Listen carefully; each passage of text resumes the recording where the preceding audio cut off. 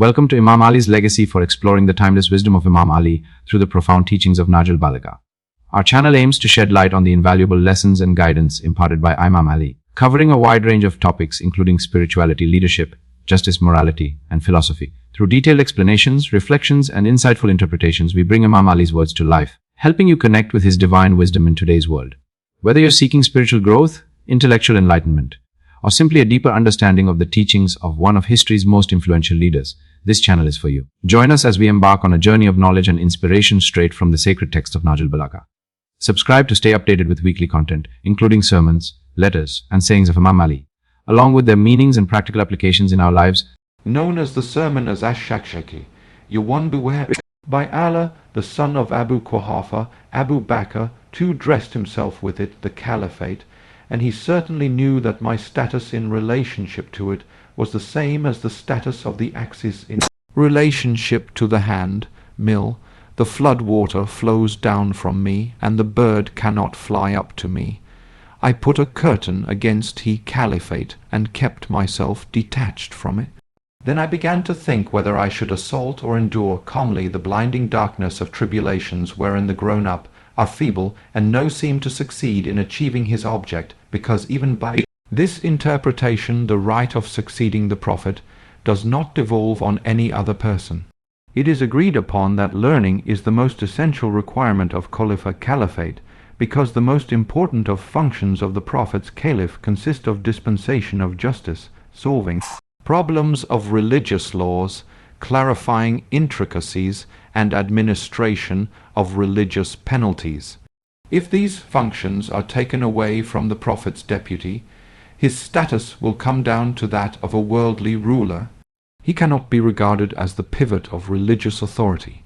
Therefore, either we should keep governmental authority separate from Prophet's vicegerency, or accept the successor of the Prophet's knowledge to suit that status. The interpretation of Ibn al-Hadid could be acceptable if Amir al-Mu'minin had uttered this sentence alone, but observing that it was uttered soon after Ali's recognition as caliph, and just after it the sentence right has returned to its owner, exists, this interpretation of his seems baseless. Rather, the Prophets will cannot imply any other will, except that for vicegerency and caliphate and succession would imply not succession in property, nor in knowledge, because this was not an occasion to mention it here, but it must mean the succession in the right leadership which stood proved as from Allah, not only on the ground of kinship, but on the ground of qualities of perfection. The young grow old, and the true believer acts under strain till he meets Allah on this death. I found that endurance thereon was wiser. So I adopted patience, although there was pricking in the eye and suffocation of mortification in the throats. I watched the plundering of my inheritance till the first one went his way, but handed over the caliphate to Ibn al-Khattab after himself. Then he quoted a verse by Al-Shah and went on to say, "My days are now passed on the camel's back in difficulty, while there were days of ease when I enjoyed the company of your Bur's brother." Hayyan 3. It is strange that during his lifetime he wished to be released from the caliphate, but he confirmed it for the other one after his death. No doubt these two shared its udders strictly among themselves. This one put the caliphate in a tough enclosure where the utterance was haughty and the touch was rough. Mistakes were in plenty, and also the excuses therefore. One in contact with it was like the rider of an unruly camel. If he pulled up its rein, the very nostril would be slit, but if he let it loose, he W9 would be thrown. Consequently, by Allah, people got involved in recklessness, wickedness, unsteadiness, and deviation. Nevertheless, I remained patient despite a length of period and stiffness of trial, until when he went his way of death, he put the matter of caliphate in a group 4, and regarded me to be one of them. But good heavens, what had I to do with his consultation? Where was any doubt about me with regard to the first of them, that I was now considered akin to these ones? But I remained low when they were low, and flew high when they flew high. One of them turned against me because of his hatred, and the other got inclined the other way due to his in-law relationship, and this thing and that thing, till the third man of these people stood up with heaving breasts between his dung and fodder. With him his children of the grandfather Umayyah also stood up, swallowing up Allah's wealth, 5 like a camel devouring the foliage of spring, till his rope broke down, his actions finished him, and his gluttony brought him down prostrate. At that moment nothing took me by surprise but the crowd of people rushing to me. It advanced toward me from every side like the mane of the hyena, so much so that Hassan and Hussein were getting crushed, and both the ends of my shoulder garment were torn. They collected around me like the herd of sheep and goats. When I took up the reins of government, one party broke away and another turned disobedient, while the rest began acting wrongfully as if they had not heard the word of Allah, saying, that abode in the hereafter we assign if for those who intend not to exalt themselves in the earth, nor to make mischief the reign, and the end is best for the pious.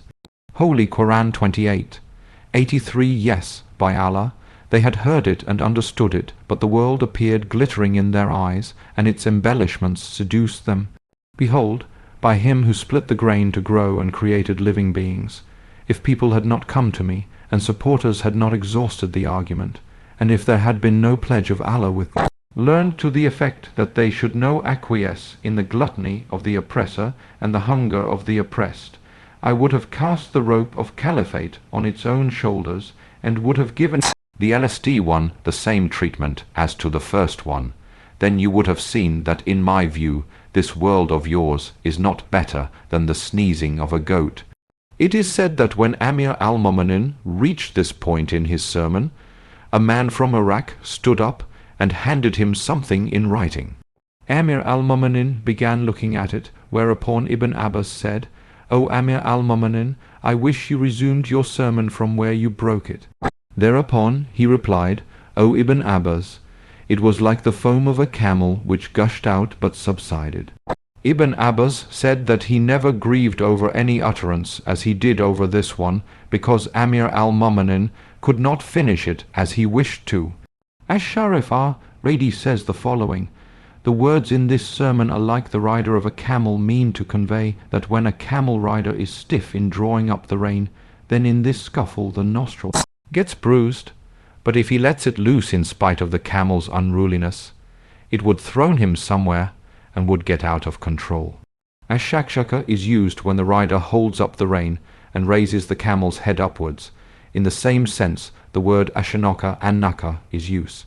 Ibn as-Sikht, the renowned linguist, has mentioned this in Isla al-Mantiq. Amir al-Mu'minin has said ash-noka loha instead of aslosa loha, and harmony could be retained only by using both in the same form. Thus Amir al-Mu'minin has used a shanak loha, as though in place of in raf, aloha rosoha, that is, if he stops it by holding up the reins, etc. 1. This sermon is known as the sermon as ash-Shaqshaqiyya, and is counted among the most famous sermons of Amir al-Mu'minin. It was delivered at Aruba, although some people have denied it to be Amir al-Mu'minin's utterance, and by attributing it to say, Radi or Ash-Shaqshaqiyya Radi have laid blame on the integrity of his acknowledge. Truth-loving scholars have denied its veracity, nor can there be any ground for this denial, because Ali's difference of view in the matter of caliphate is not a secret matter, so that such hints should be regarded as something alien.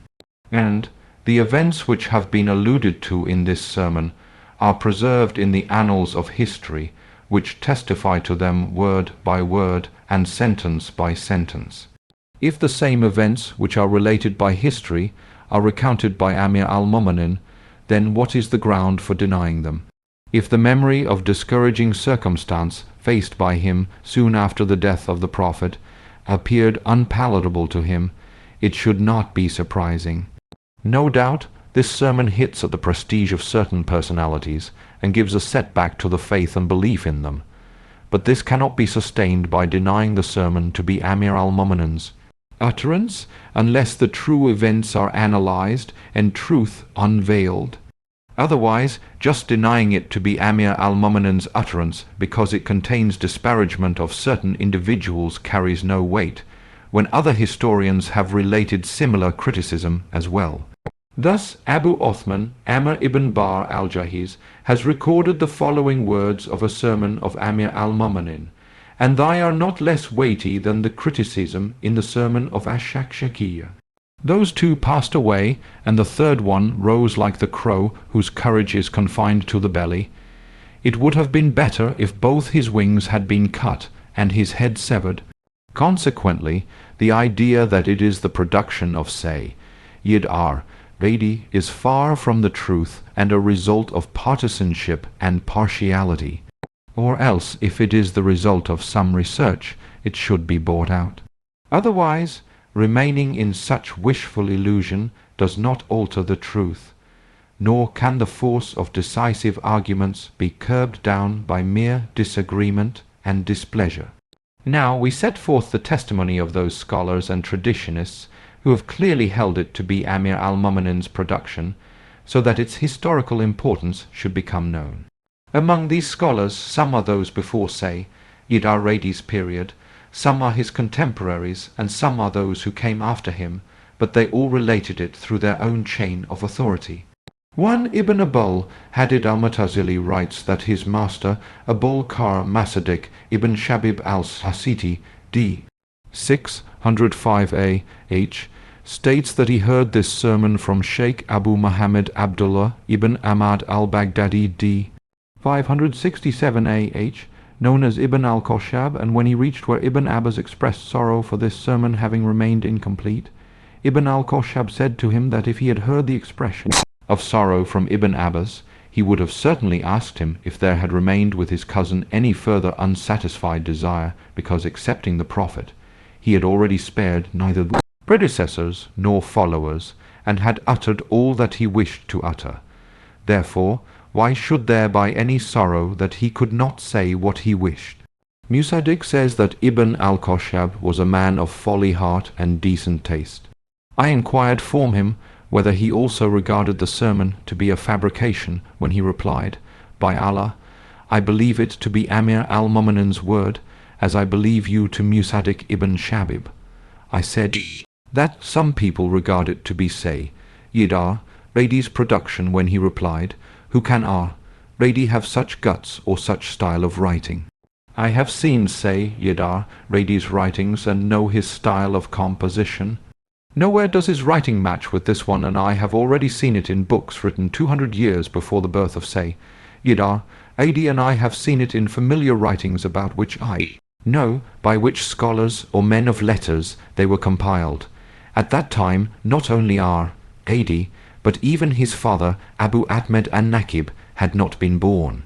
In the face of these evidences and undeniable proofs, is there any scope to hold that it is not Amir al-Mu'minin's production, and that, say, Yid ar-Radi prepared it himself?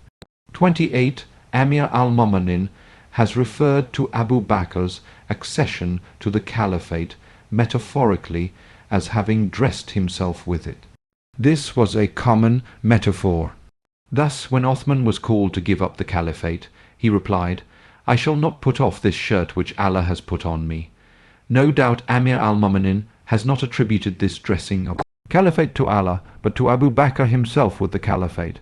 He knew that this outfit had been stitched for this own body, and his status with relationship to the caliphate was that of the axis in the hand, mill which cannot retain its central status without it, nor be of any use.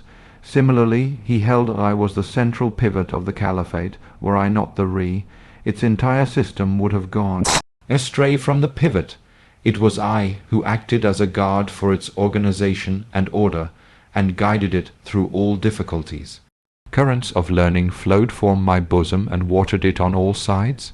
My status was high beyond imagination, but lust of world seekers for governance became a tumbling stone for me, and I had to confine myself to seclusion. Blinding darkness prevailed all around, and there was intense gloom everywhere. The young grew old, and the old departed for the graves, but this patience, breaking period, would not end.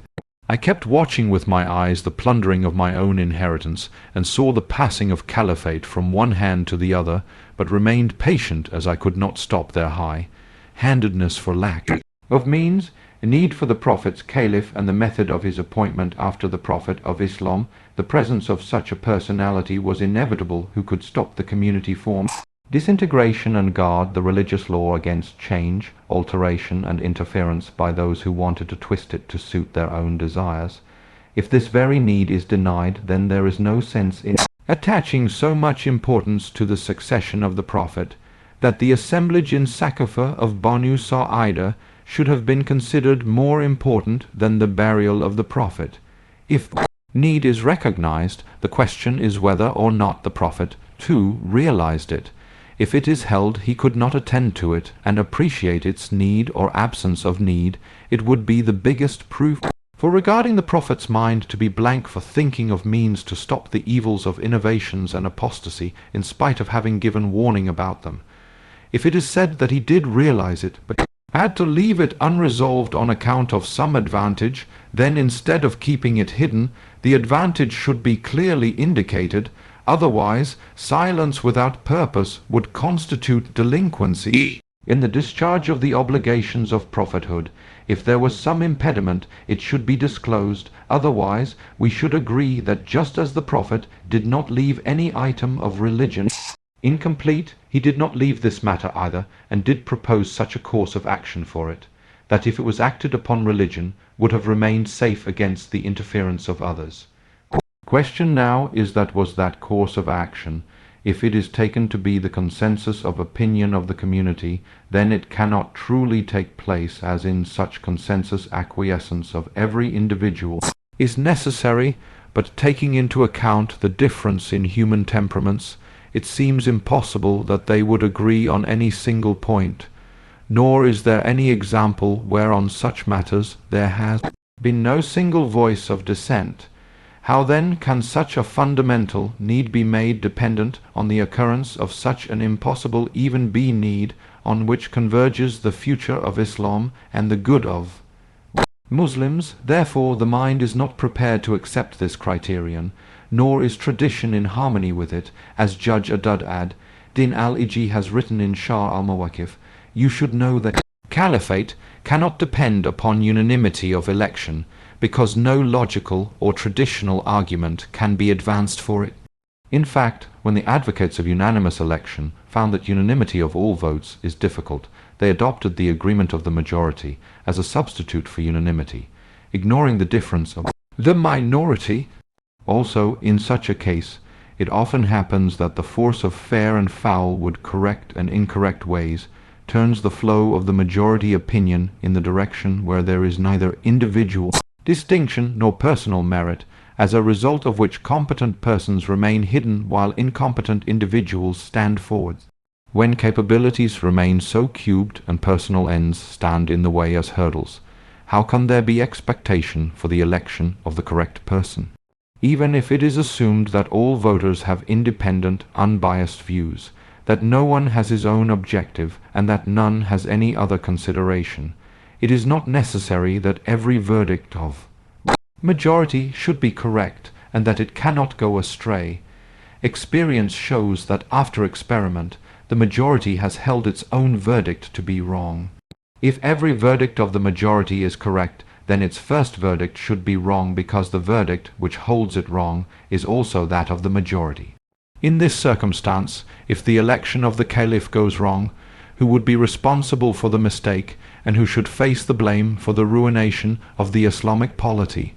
Similarly, on whom would be the liability for the bloodshed and slaughter following the turmoil and activity of the elections? When it has been seen that even those who sat in the audience of the Holy Prophet of mutual quarrel and strife, how can other avoid it? Could not be free if, with a view to avoid mischief, it is left to the people of authority to choose anyone they like, then here too the same friction and conflict would prevail, because here again convergence of human temperaments on one point is not necessary, nor can they be assumed to rise above personal ends. In fact, here the chances of conflict and collision could be stronger, because if not all, at least most of them would themselves be candidates for that status, and would not spare any effort to defeat their opponent, creating impediments his way as best as possible. its inevitable consequence would be mutual struggle and mischief-mongering. Thus it would not be possible to ward off the mischief for which this device was adopted, and instead of finding a proper individual, the community would just become an instrument for achievement of personal benefits of the others. Again, what would be the criterion for these people in authority? The same as has usually been, namely whoever collects a few supporters and is able to create commotion in any meeting by use of forceful words would count among the people of authority. Or would capabilities also be judged? If the mode of judging the capabilities is again this very common vote, then the same complications and conflicts would arise here too, to avoid in which this way was adopted. If there is some other standard, then instead of judging the capabilities of the voter by it, why not judge the person who is considered suitable for the status in view? Furthermore, how many persons in authority would be enough to give a verdict? Apparently a verdict once accepted would be precedent for good, and the number that would give this verdict would become the criterion for the future. Judge Adud ad-Din al-Iji writes the following: rather, the nomination of one or two individuals by the people in authority is enough, because we know that the companions who were strict in religion deemed it enough as the nomination of Abu Bakr by Umar and of Othman by Abd ar-Rahman, as we read on p. 351 of Shah al-Mawaqif. This is the account of the unanimous election in the hall of Banu Sa'ida and the activity of the consultative assembly. That is, one man's action has been given the name of unanimous election, and individual's deed given the name of consultative assembly. Abu Bakr had well understood this reality, that election means the vote of the person or two only, which is to be attributed to common simple people. That is why he ignored the requirements of unanimity, election, majority vote, or method of choosing through electoral assembly, and appointed Umar by nomination. Aisha also considered that leaving the question of caliphate to the vote of a few particular individuals means inviting mischief and trouble. She sent a word to Umar on his death saying, "Do not leave the Islamic community without a chief. Nominate a caliph for it, and leave it not without an authority, as otherwise I apprehend mischief and trouble." When the election by those in authority proved futile, was given up, and only might is right became the criteria, namely, whoever subdues others and binds them under his sway and control is accepted as the caliph of the Prophet and his true successor. These are those self-adopted principles in the face of which all the Prophet's saying uttered in the feast of the relatives, on the night of Hira, at the battle Tabuk, on the occasion of conveying the Quranic chapter Bara Tawbah, ch. 9, and at Gadia, swamp of Qum. The strange thing is that when each of the first three caliphates is based on one individual's choice, how can this very right to choose be denied to the Prophet himself?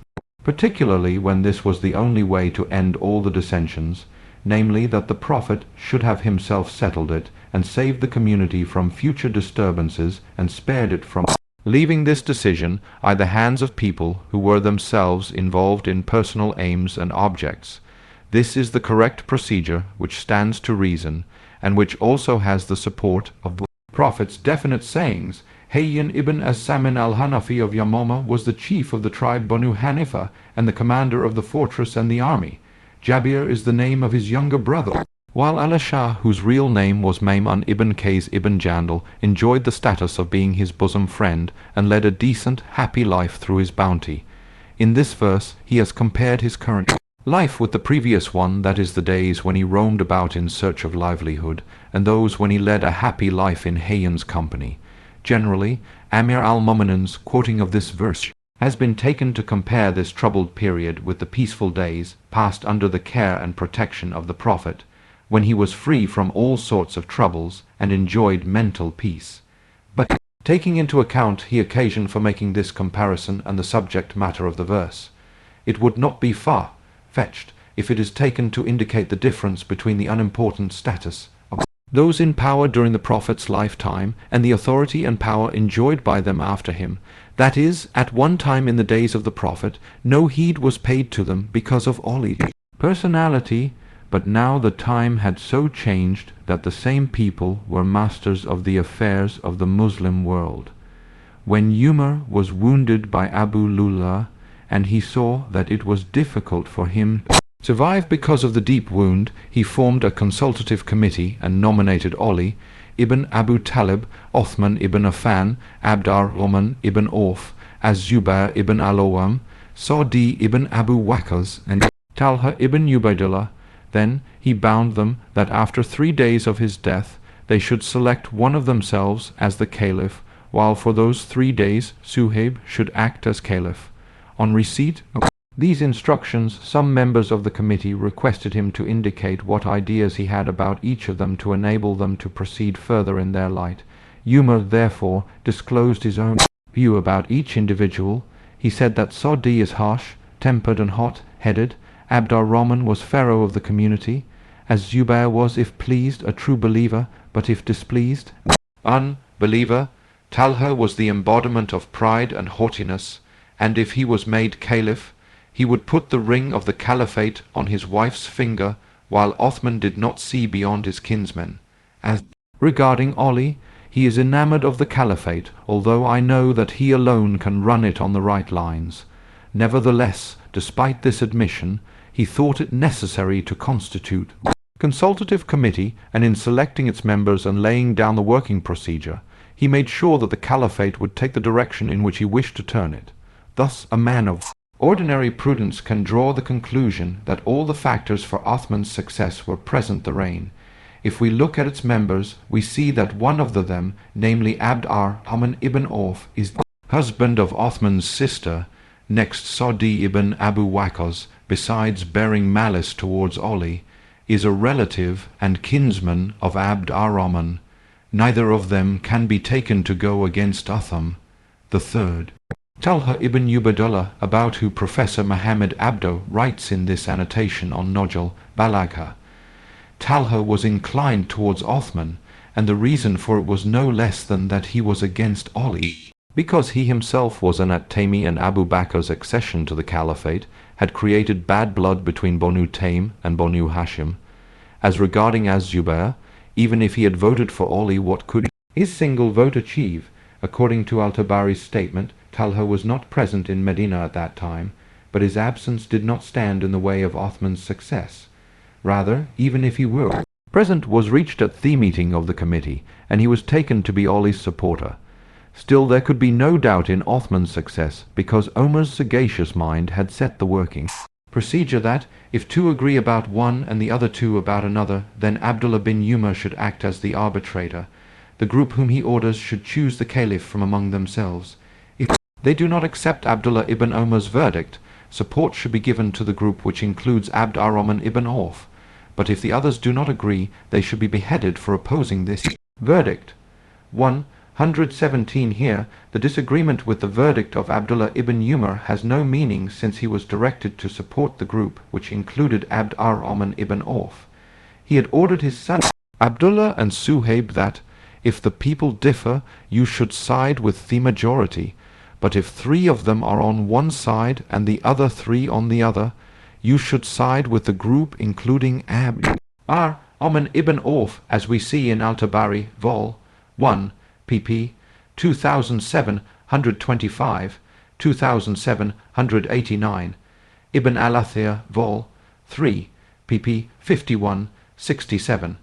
In this instruction, the agreement with the majority also means support of Abd ar-Rahman, because the majority could not be on any other side, since 50 blood thirsty swords had been put on the heads of the opposition group, with orders to fall on their heads on Abd ar-Rahman's behest.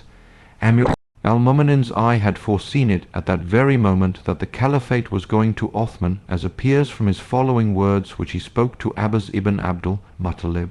The caliphate has been turned away from us. Al-Abbas asked how he could know it. He replied, Othman has also been coupled with me, and it has been laid down that the majority should be supported. But if 2 agree on one and 2 on the other, then support should be given to the group which includes Abd ar-Rahman ibn Auf. Now Sa'di will support his cousin Abd ar-Rahman, who is of course the husband of Othman's sister, according to the same reference cited above. However, after Omar's death, This meeting took place in the room of Aisha, and on its door stood Abu Talha al-Ansari with 50 men having drawn swords in their hands. Talha had started the proceedings, and inviting all others to be witness, said had he gave his right of vote to Othman. This touched Az-Zubayr's sense of honor, as his mother, Safi, your daughter of Abdul Muttalib, was the sister of the Prophet's father, so he gave his right of vote to Ali. Thereafter, Saudi ibn Abu Waqqas made his right of vote to Abd ar-Rahman. This left 3 members of the consultative committee, out of whom Abd ar-Rahman said that he was willing to give up his own right of vote if Ali and Othman gave him the right to choose one of them, or one of these two should acquire this right by withdrawing. This was a trap in which Ali had been entangled from all sides, namely that either he should abandon his own right or else allow Abd ar-Rahman to do as he wished. The first case was not possible for him, that is, to give up his own right and elect Othman or Abd ar-Rahman. So he clung to his right, while Abd ar-Rahman, separating himself from it, assumed this power and said to Amir al-Mu'minin, I pay you allegiance on your following the Book of Allah, the sunnah teachings of the Prophet, and the conduct of the 2 sheikhs, Abu Bakr and Umar. Ali replied, rather on following the Book of Allah, the sunnah of the Prophet, and my own findings. When Abd ar-Rahman got the same reply, even after repeating the question thrice, he turned to Othman saying, do you accept these conditions? Othman had no reason to refuse, and so he agreed to the conditions, and allegiance was paid to him. When Amir al-Mu'minin saw his rights being trampled, he said, this is not the first day when you behaved against us. I have only to keep good patience. Allah is the helper against whatever you say. By Allah, you have not made Othman caliph, but in hope that he would give back the caliphate to you. After recording the events of the Shura Consultative Committee, Ibn Abul Hadid has written that when allegiance had been paid to Othman, Ali addressed Othman and Abd ar-Rahman saying, may Allah sow the seed of dissension among you. And so it happened that each turned a bitter enemy of the other, and Abd ar-Rahman did not ever after speak to Othman till death. Even on his deathbed, he turned his face on him. On seeing these events, the question arises whether Shura Consultative Committee means confining the matter to 6 persons, thereafter to 3, and finally to 1 only. Also, whether the condition of following the conduct of the 2 sheikhs, Abu Bakr and Umar, for caliphate was put by Umar, or it was just a hurdle put by Abd ar-Rahman between Ali and caliphate, although the first caliph did not put forth this condition at the time of nominating the second caliph, namely that he should follow the former's footsteps. What then was the occasion for this condition here? However, Amir al-Mu'minin had agreed to participate in it in order to avoid mischief, and to put an end to arguing, so that others should be silenced, and should not be able to claim that they would have voted in his favor, and that he himself evaded the consultative committee, and did not give them an opportunity of selecting him. About the reign of the 3rd caliph, Uthman ibn Affan, Amir al-Mu'minin, says that soon on Uthman's coming to power, Banu Umayyah got ground and began plundering the Bayt al-Mal public fund, and just as cattle on seeing green grass after a drought trampled it away, they recklessly fell upon Allah's money and devoured it. At last, this self-indulgence and nepotism brought him to the stage when people besieged his house, put him to the sword, and made him vomit all that he had swallowed. The misadministration that took place in this period was such that no Muslim can remain unmoved to see that companions of high status were lying without anyone to care for them. They were stricken with poverty and surrounded by bankruptcy, while control over Bayt al-Mal public fund was that of Banu Umayyah. Government positions were occupied by their young and inexperienced persons. Special Muslim properties were owned by them. Meadows provided grazing but to their cattle. Houses were built but by them, and orchards were but for them. If any compassionate person spoke about these excesses, his ribs were broken, and if someone agitated this capitalism, he was expelled from the city. The uses to which zakat, poor rate, and charities which were meant for the poor and the wretched, and the public fund which was the common property of the Muslims were put, may be observed from the following few Illustrations: 1. Al-Hakam ibn Abbas, who had been exiled from Medina by the Prophet, was allowed back in the city, not only against the Prophet's sunnah teachings, but also against the conduct of the first two caliphs. He was paid 300,000 dirhams from the public fund.